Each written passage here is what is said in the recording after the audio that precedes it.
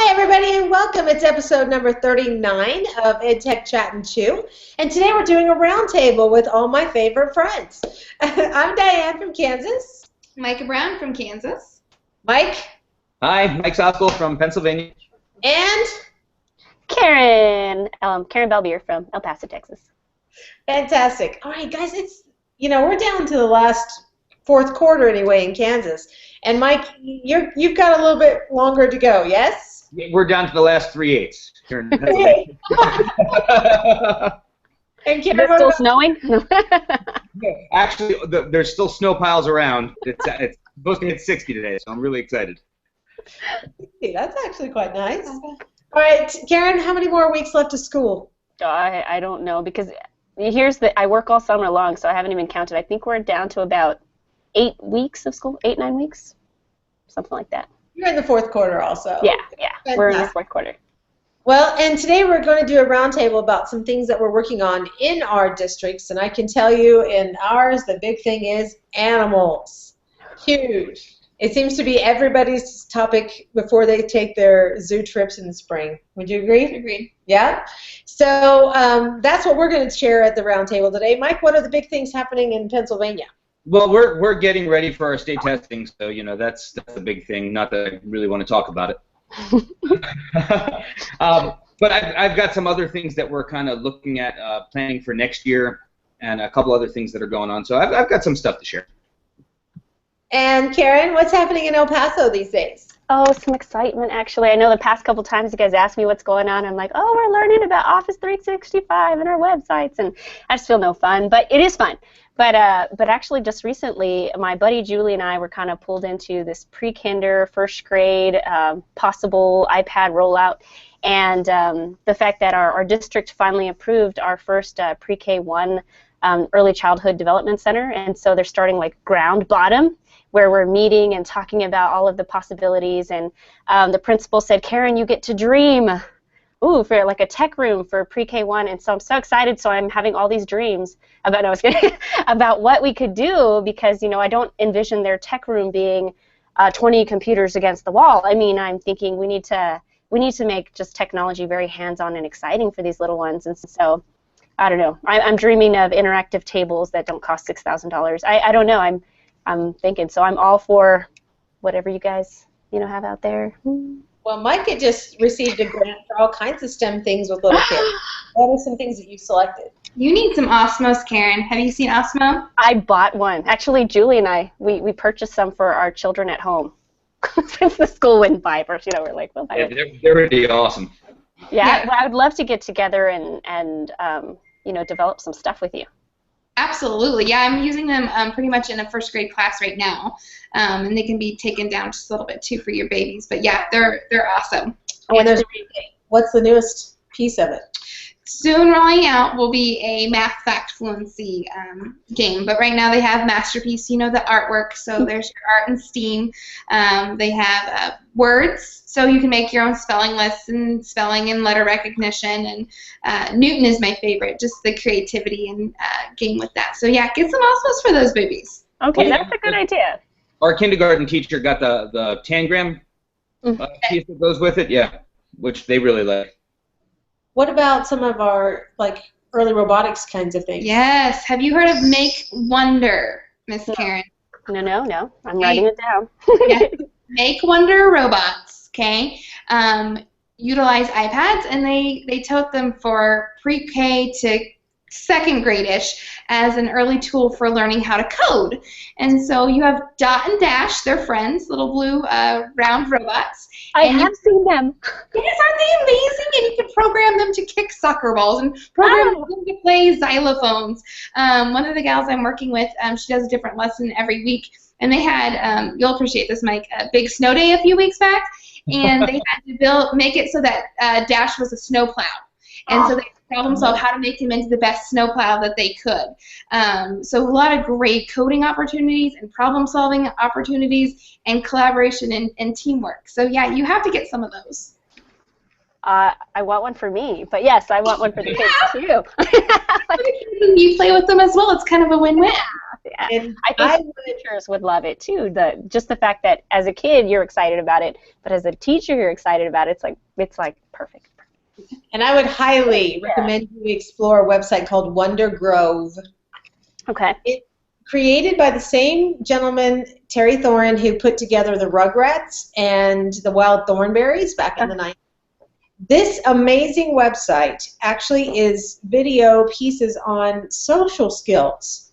So it's kind of like why we have to raise our hand. And it's perfect for these little pre-K babies. It's the whole idea of being curious, and the social skills and sciences all mixed together. And I believe it was $100 a teacher a year. Mm-hmm. So if you had a license for that room. Yeah, for that room to work with. Really amazing thing to put in there, and the kids fall in love with these characters. And your characters can Skype with these characters. Your kids can do this. Yeah. It's go ahead, Mike. It's mind-blowing. I mean, I saw our friend Beth Heidemann, who we had as a guest on the show a while back, shared her kindergarten kids' experience Skyping in with the character, and it's literally like a character up on this, an animated character that's interacting with your kids and talking to them. It's amazing.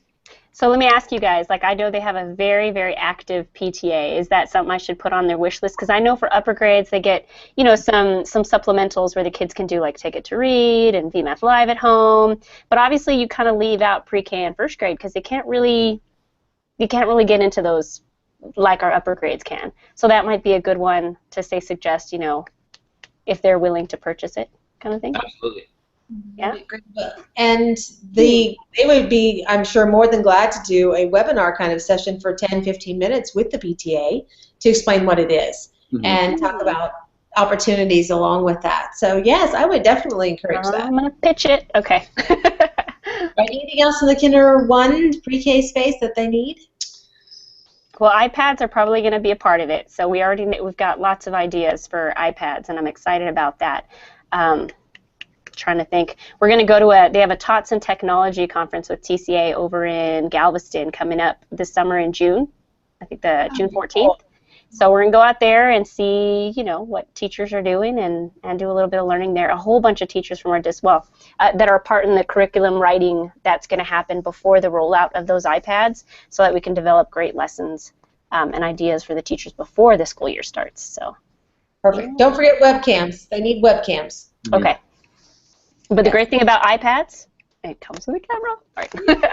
Yeah, the only drawback to the webcam on the iPad, if you want to do a group Skype call, it won't work on a mobile device. So that's good to know. Yeah, so you'll need at least one webcam hooked up to a desktop to be able to laptop to be able to run a group Skype call. Okay. Perfect. All right, Karen, I'm jealous. You must keep us informed of everything that's going to be happening on. Getting to dream is the best job ever. We'll see if the dreams come true, but for now I'm dreaming. So I'll take any, ideas, suggestions. If you're pre-K through first grade, second grade teacher, if you could have your dream fulfilled, what would you want for your babies? I love it. For learning. Okay, what's happening in your world? Oh, so two big events for me coming up. One of them, we have our Ed Camp in less than 2 weeks at the University of Scranton. So, our final preparations are in place for that, and it looks like we've got about 120 people signed up so far, and it's going to be some of the most amazing people in the country that are going to be there. Wow, so in the country. Yeah, we've got actually some of the best teachers in the world are going to be there. We have three Paints winners, Presidential Award in math and science teachers that are coming, and we're going to have at least 3 and possibly 4 Global Teacher Prize finalists. Wow. One of the top 10 finalists from Massachusetts actually may come down and join us also, so she'd be number 4. So there's just going to be, and on top of just the amazing teachers that are coming anyway from all over the place. So I'm anticipating there's going to be some really incredible discussions. And there's even some top 50 finalists from around the world that are so interested in coming, but obviously can't make it to Scranton, that they are going to Google Hangout in and spend the day with us via iPad on stand. So it's going to be pretty amazing. And we've got some great sponsors, and our after party is actually we're going to be able to buy free appetizers for people to hang out and continue the discussion at an Irish pub afterwards. So I'm really looking forward to that on April 18th. And then the second, 2 weeks after that, I actually leave for the Kenya trip that I'm taking. And so I've been putting together some last-minute preparations there. And we've got some really cool things planned. In addition to visiting the schools, I'm going to 3 different schools, 2 of them in the Kibera slum that I'm going to work with, and 1 of them in a very rural part of the country that we're going to take a car and drive about 5 hours outside of Nairobi to go work with this rural school that's just starting up. This is going to be like their second week even having kids at this school. And I'm going to work with the teachers there who don't have any formal teacher training and spend some time there. But I'm trying to set up at least 1 and possibly 2 Google Hangout sessions between my students, my wife's high school biology students, and possibly even Diane's students or other kids around the country, where I would like to try and visit national parks in Kenya and have a national park ranger in Kenya share some of the wildlife with our kids back home. So right now, I think Nairobi National Park will definitely have the Wi-Fi to be able to do that. So even if I had to run the Google Hangout myself and show some of the animals, I could do that. It won't be until I get there that I actually see if I can figure out with a national park ranger or whatever the Kenyan equivalent of that is to be able to see if they can join us. But yeah, so I'm working on those, and that fits right in with Diane's animal stuff that's going on at her school, for the rest of the year. So yeah, it's good stuff, cool stuff happening. Yes, and you're going to be visiting 3 different schools while you're there. Yeah. Working with how many teachers do you anticipate? I'm not sure because it's tough to get specifics. I know the one rural school only has 2 teachers right now, and only about maybe 12 to 15 kids. The schools in the Kibera slum both have about 300 kids each and more teachers. So we're going to be doing a couple different things. One of the really incredible things that we've been working on. So the Project Link, where kids in Kansas at your middle school. We've got 2 5th grade classes in 2 different buildings, and our high school kids participating, and our friend Euro in Greece has her students participating. Have been raising money for water filters, and early on in the project when it was just Greece and Kansas, you guys raised enough money to have water filters installed in both of the schools in the slum that I'm going to be working with. And so those water filters are going to be installed while I'm there, and I'm going to be able to help in that installation and document that process and share it with kids that worked on raising the money there. Wow. We've also got some money that we're raising through, we have 2 different movie nights going on this Friday at 2 different schools where the PTO has a license to show a movie. So we're going to be showing the Lion King for free. And anyone in the community that wants to come, and our nearest movie theaters are over a half hour away, so we're hoping that we get community members to come into our gym. And we're going to ask them, it's free for them to come, but we're going to ask for a donation.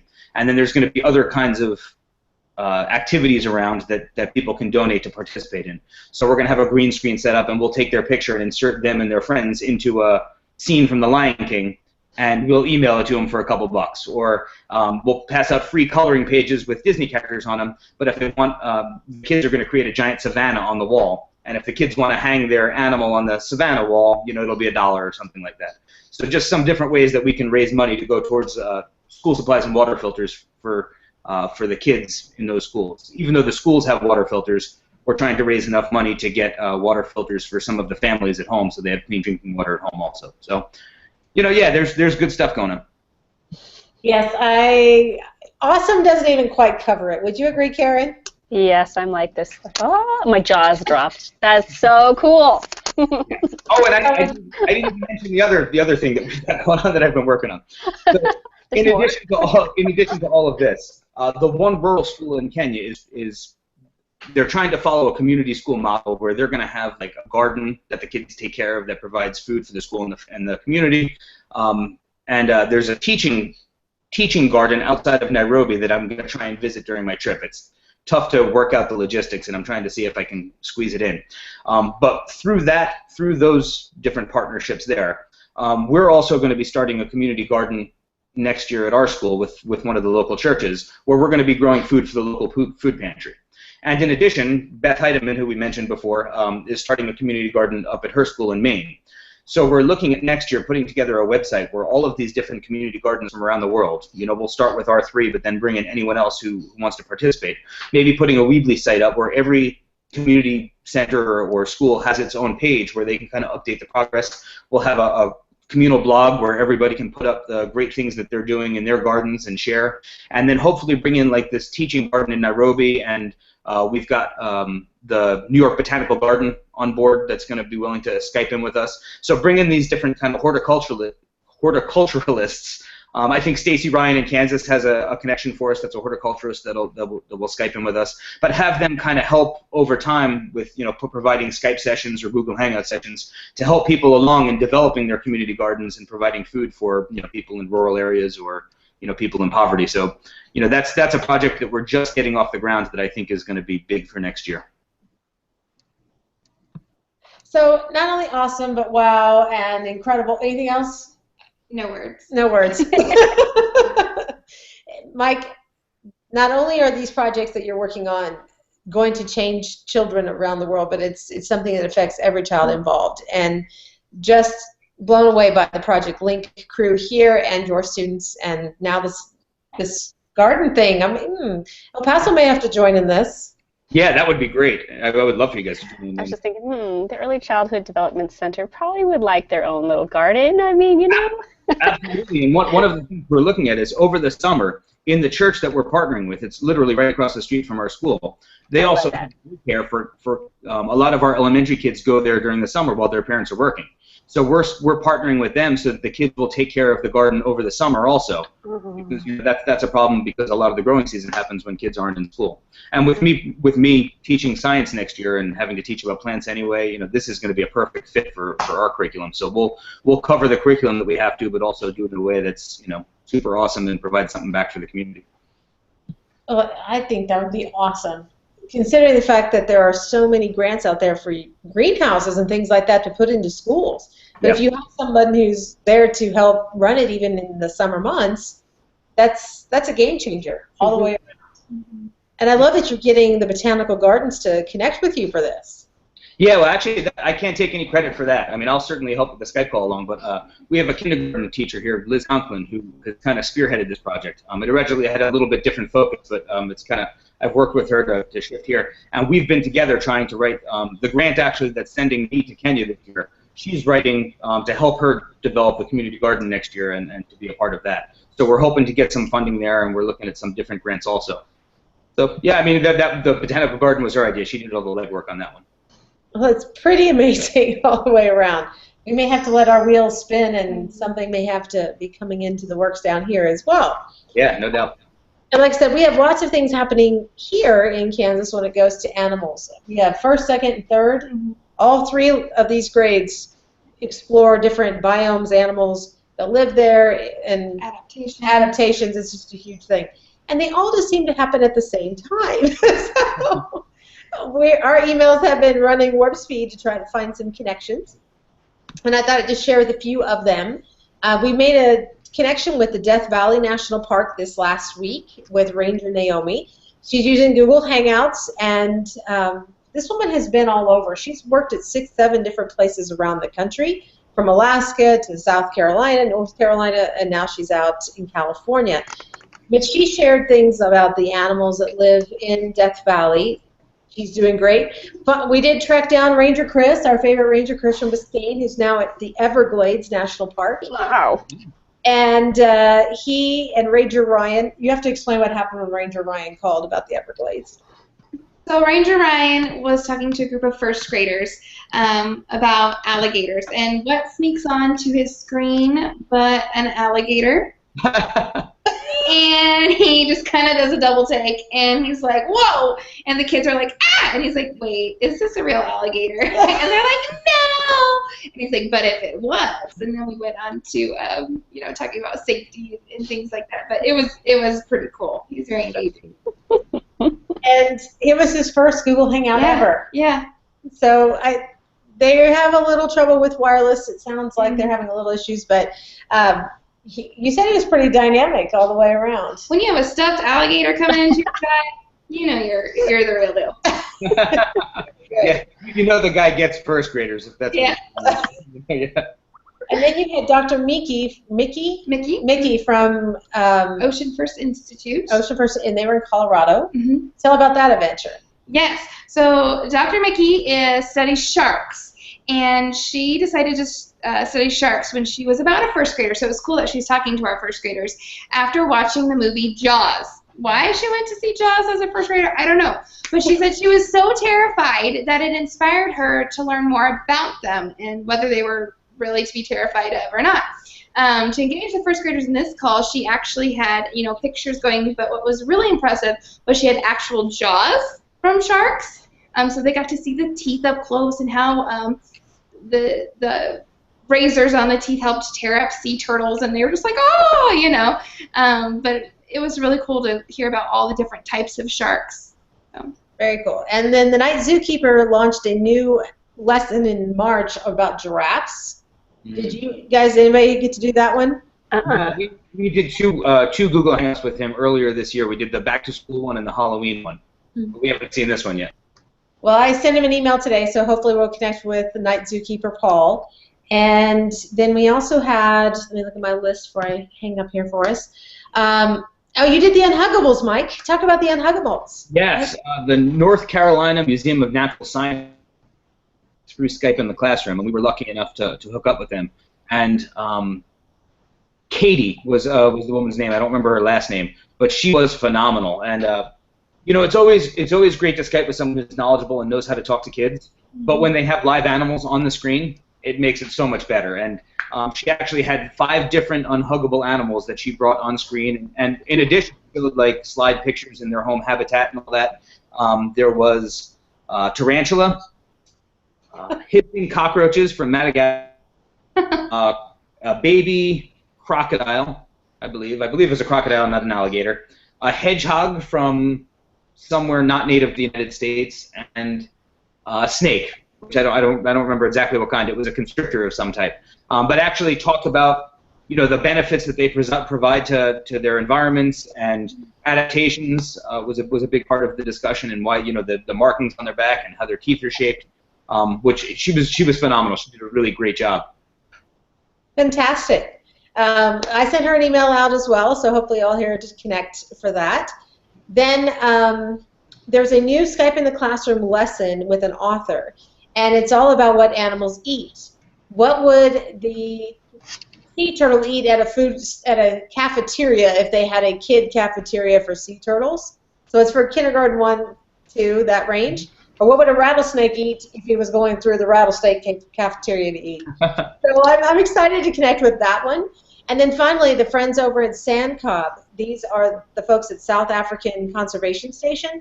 They're going to actually bring an African penguin on the call and talk to the children about conservation and animal impact on the community. But you have to schedule with them the very beginnings of the day because of the time zones in South Africa. But have you ever done that one, Mike? Yeah, we've actually connected with them 3 different times this year. They rock. Tell me about it. Our kindergarten kids just recently connected with them this month, and then earlier this year, our 5th graders and our 2nd graders connected with them for different sessions. So our 5th graders actually took a tour of Sandcob, and through slideshows saw all of the different areas and services they provide to seabirds. It's mostly penguins, but they do have some other seabirds there. And then at the end, actually got to interact with a live penguin on screen. Our younger kids heard the story of Beaky, who was a penguin that was rescued by Sandcob, and I think it got hit by a car, and its beak got deformed, and they actually had to create a prosthetic beak for Beaky to be able to live. And so we heard that story, and I won't tell you anymore because I don't want to give it away in case you do the call. There's a cool little twist at the end to the story of Beaky. But then Rocky was a rockhopper penguin that was rescued by Sandcob, and Rocky actually is on the call at the end, and pecking at the camera and stuff. So Rocky's cool. It's an excellent call. So there's lots of opportunities to come around. There is another Skype in the Classroom thing on sea turtles, but they are booked for the rest of this semester. They are looking for booking in the fall, so if your students ever do a piece on oceans or the biome itself, sea turtles, there's opportunities to log in for the fall. But that's just a few of them. There's also the Wild Futures group that's in Skype in the Classroom that do chimpanzees. Have you heard that one, Mike? No. I've never heard of that one before. Karen, does that sound familiar? No. I sent out have you heard of them? No. So I've sent out something to get connected with them as well. So maybe we'll have on a future call some of the updated things that I would recommend for you guys to check out, or all of us. So yeah, good things happening. Yeah, and I don't know if I don't think I mentioned it last week. I don't think I knew about it last week. But Diane, you recommended to me or showed me a couple of months ago that Geordie LaForge, LeVar Burton, is actually through Reading Rainbow offering a Skype in the classroom lesson, and it turns out he's only Skyping in with like 1 or 2 different classes, and somehow through the magic of whatever, our school got picked to. So my first grade teachers are super excited because of Reading Rainbow, and I'm excited because I'm going to take a selfie with Geordie LaForge behind me. It's Star Trek fan. So. I have to hear all about it. So on the future call, will you share all about LeVar Burton with us? Oh, absolutely, yeah. Fantastic. Okay, anything else that we need to share, Mike? No, I think we're good. Okay, what's for lunch, Mike? So I'm actually home with 2 sick kids, and I made Jell-O for my daughter who's got a sore throat, and I made a grilled ham and cheese, or a grilled turkey and cheese for my son. So I joined him and had a sandwich too. Very nice. Okay, what's happening for lunch with you, Karen? Just some grilled chicken and veggies. Sounds good. And I'm treating Micah here with the leftovers from Easter. So we have ham and barbecue beef and some green bean casserole and cherry cobbler. So yeah, we're going to have a nice little lunch here in just a minute. Come to your house. That sounds good. Sounds good. Anytime. Dessert sounds great. All right, friends, that's all we have for this week. We'll see you next time on EdTech Chatting 2. Bye-bye.